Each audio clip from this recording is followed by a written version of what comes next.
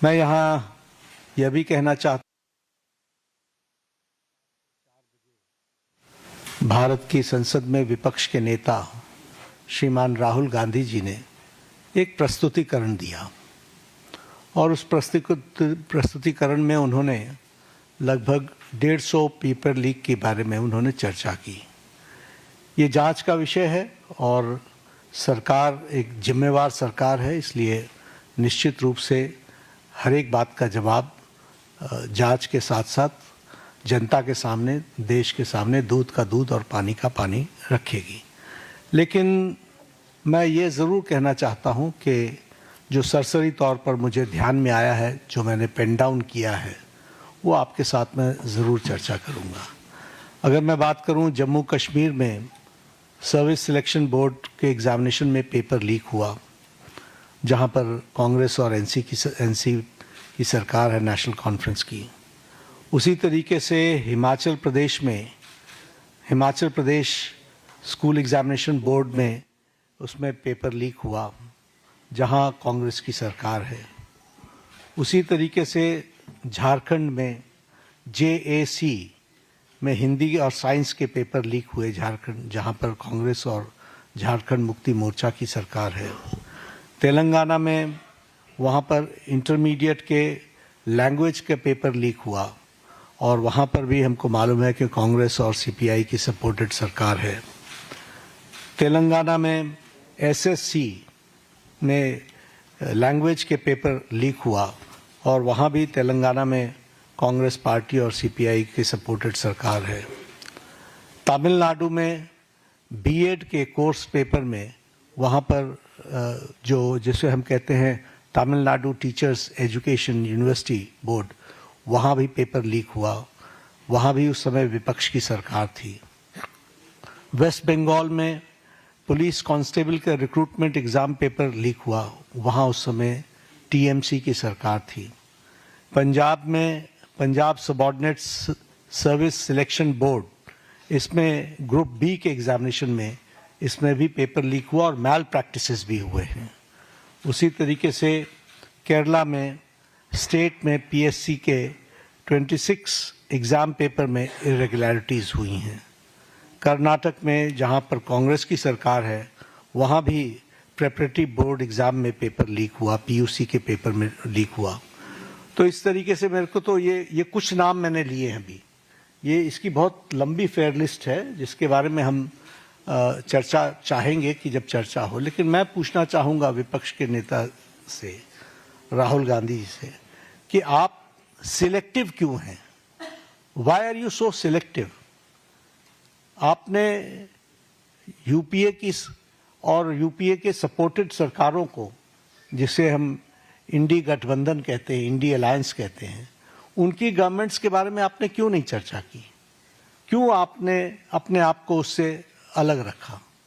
ये स्पष्ट बताता है कि आपका उद्देश्य छात्रों का हित नहीं है। आपका उद्देश्य एजुकेशन में बढ़ोतरी हो, एजुकेशन की क्वालिटी में बढ़ोतरी हो, स्टूडेंट्स को जस्टिस मिले, इसमें आपका इंटरेस्ट नहीं है। आप स्टूडेंट्स के विषयों को, डिमांड्स को लेकर के आप पॉलिटिकल माइलेज लेना चाहते हैं, राजनीतिक रोटियां सेकना चाहते हैं, जो कि दुर्भाग्यपूर्ण है। लेकिन मैं इस मोड़ पर एक बात ज़रूर कहना चाहूँगा कि यह समय ये नहीं है कि हमारी सरकारें, आपकी सरकारें, तुम्हारी सरकारें, इस तरीके से हम इन चीज़ों को विभाजित करें। ये गंभीर मसला है और जैसा मैंने आपके सामने कुछ नाम गिनाए, ये बड़ी लंबी लिस्ट है जिसमें UPA की सरकारें इन्वॉल्व हैं जहां पेपर लीक हुआ है। लेकिन हम आरोप प्रत्यारोप से बाहर निकल करके हमें इस पर चर्चा करनी चाहिए और चर्चा करने का जो सबसे अच्छा माध्यम है वो है सदन, वो है पार्लियामेंट। और हम चर्चा के लिए तैयार हैं।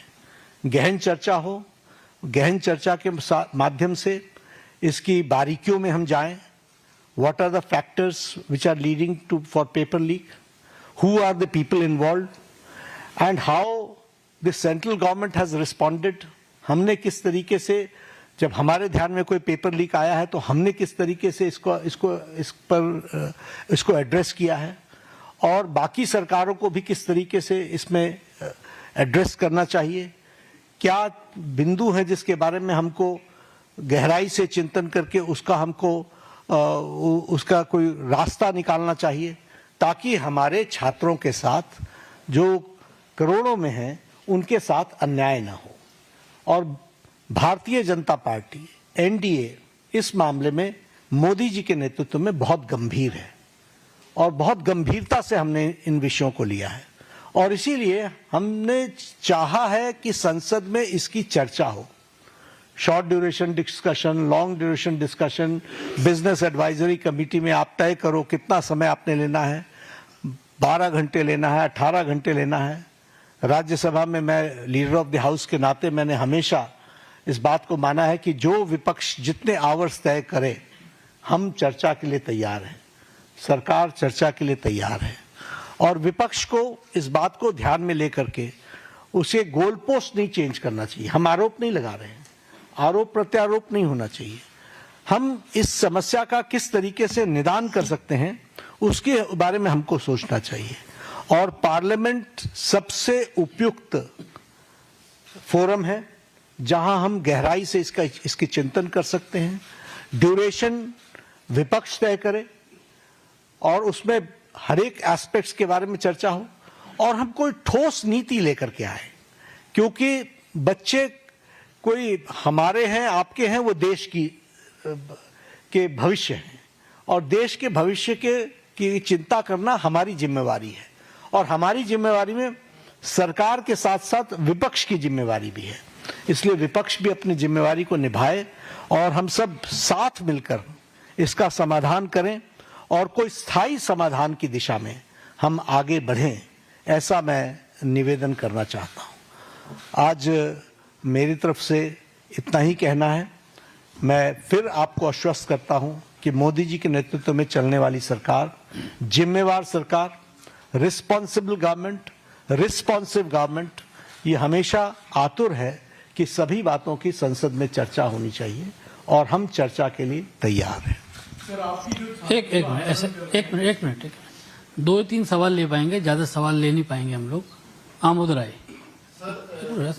इसमें आपने बीजेपी के कुछ नेताओं से मुलाकात की थी और ये कहा गया था कि वार्ता बहुत सफल रही, तो वार्ता किस असर में चली, क्या आपकी आज भी कोई बातचीत हुई है, आगे क्या इस पे हो सकता है, क्या आपको लगता है?